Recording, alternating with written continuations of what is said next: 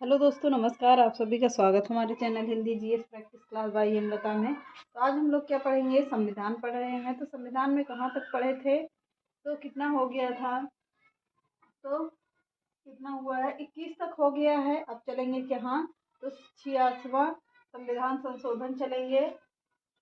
86वां संविधान संशोधन के द्वारा कब, 2002 कब हुआ था। 86वां संविधान संशोधन 2002 में हुआ था। आर्टिकल देखिए, आर्टिकल बहुत ही इम्पोर्टेंट है, तो परीक्षा में यहाँ से बहुत सारे प्रश्न बनते भी हैं। तो चलिए टाइम ना वेस्ट करते हुए हम लोग क्लास को चालू करते हैं।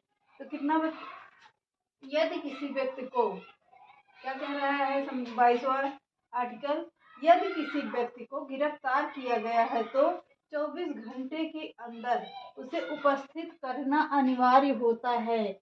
क्या कह रहा है, यदि किसी व्यक्ति को गिरफ्तार किया जाता है किसी जुर्म में, तो उसे 24 घंटे के अंदर उपस्थित करना अनिवार्य होता है। जैसे आवागमन के समय को छोड़कर, मतलब जहाँ से कितनी दूर पर है, कितने पास में है, अगर दूर है तो उसका आने जाने का मतलब टाइम छोड़ दिया जाता है। कि आने जाने का टाइम जो रहता है कि 1 घंटे लगा, 4 घंटे लगा, 5 घंटे लगा, उसको छोड़ दिया जाता है। तो केवल 24 घंटे केवल गिरफ्तारी का ही रहेगा।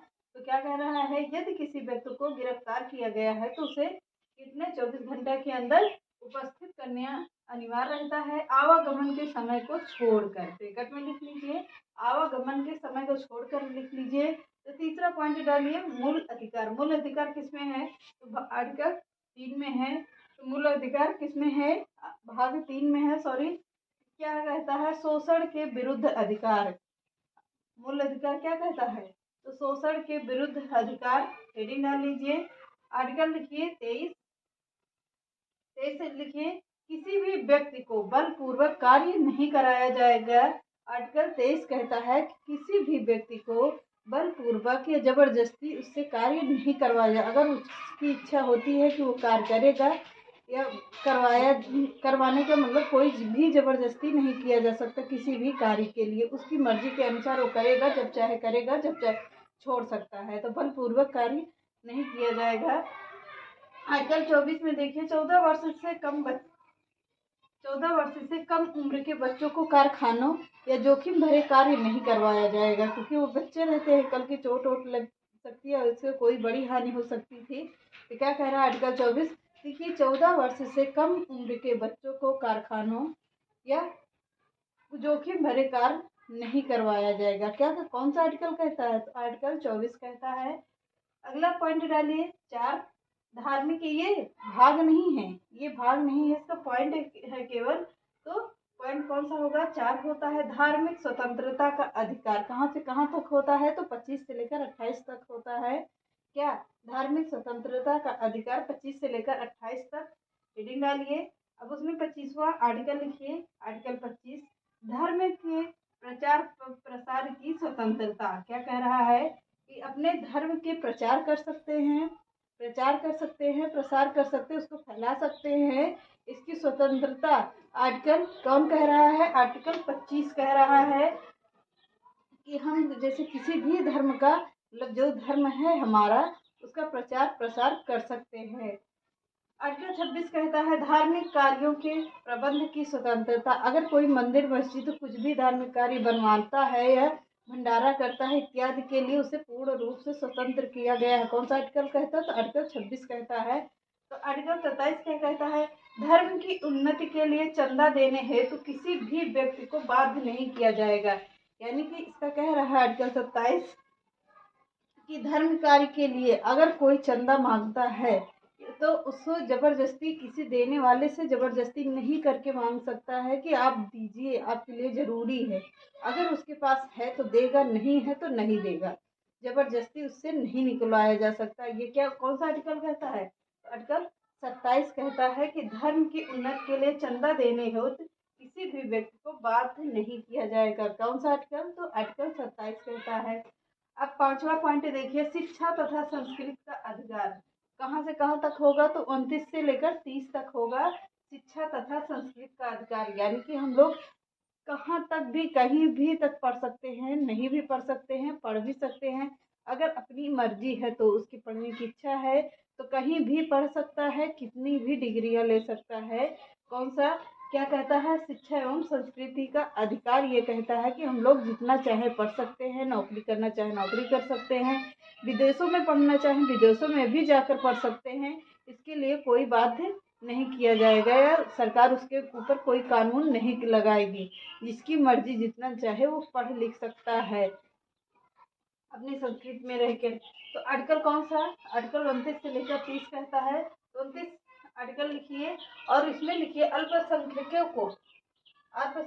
को अपनी भाषा अपनी लिपि व संस्कृति बनाए रखने का अधिकार है। क्या कह रहा है, अल्पसंख्यकों को अपनी भाषा, मतलब उर्दू बोलता है तो उर्दू बोल सकते हैं, हिंदी बोलना चाहे हिंदी बोल सकते हैं। उनके लिए कोई वो नहीं, बाउंडेशन नहीं रहता है कि हम लोग उर्दू मुस्लिम हैं, अल्पसंख्यक हैं तो उसे केवल उर्दू ही बोले, हिंदी नहीं बोल सकते, या हिंदी ही बोले उर्दू नहीं बोल सकते। तो ऐसी कोई भी बाधा नहीं है। किसमें कह रहा है, आर्टिकल 29 में कह रहा है। 30 देख लीजिए, आर्टिकल 30 लिखिए और उसमें लिखिए अल्पसंख्यकों को अपनी पसंद की शिक्षण संस्थाओं की स्थापना व प्रशासन करने का अधिकार है। क्या कह रहा है आर्टिकल 30, तो अल्पसंख्यक लोग अपने पसंद की शिक्षण संस्थान, अगर मदरसा खोलना चाहते हैं तो मदरसा खोल सकते हैं। मौलाना लोग मदरसा खोलते ही हैं। स्कूल में कोई अपना कह रहा है, जैसे क्रिश्चियन स्कूल खुलता है तो वहाँ पर क्रिश्चियन के सभी प्रकार की जात के बच्चे जाते हैं, लेकिन उसका नाम क्या कहता है, जैसे सर पीटर्स हो गया या मदरसा वगैरह हो गया, या हिंदी में ही हिंदी मीडियम इंग्लिश मीडियम कुछ भी खोल सकते हैं। कौन से लोग, तो अल्पसंख्यक के लोग अपनी भाषा अपनी शिक्षण संस्थाओं की स्थापना करने व प्रशासन करने का भी अधिकार है। मतलब वो अपनी मर्जी से अपना प्रशासन भी कर सकता है अपने में। तो आर्टिकल कौन कहता है, आर्टिकल 30 कहता है। आर्टिकल 31 लिखिए, संपत्ति का अधिकार था।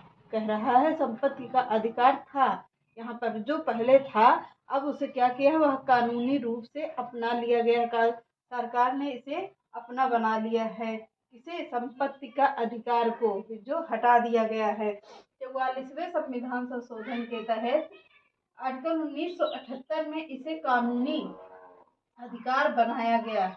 कब बनाया गया, तो 1978 में बनाया गया। किसे, तो 44वें संविधान संशोधन को। आर्टिकल 31 होगा, संपत्ति का अधिकार को अपना कानूनी अधिकार बना लिया गया है। आर्टिकल संविधान पॉइंट लिख लीजिए यहाँ पर, अगला पॉइंट लिखिए, संविधान में आर्टिकल 300 का के अंतर्गत इसका उल्लेख है। मतलब इसमें 300 का के तहत इसको देख लीजिएगा आप लोग, या हम ही बता देंगे।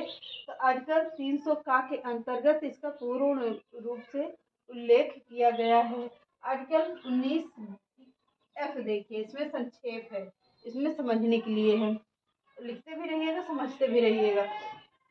संवैधानिक उपचारों का अधिकार, पॉइंट 6 डालिए और इसमें लिखिए कि संवैधानिक उपचारों का अधिकार। आर्टिकल 32 19F ऐसे ही इसको लिख लीजिए ब्रैकेट में करके, ऐसे कर लीजिए।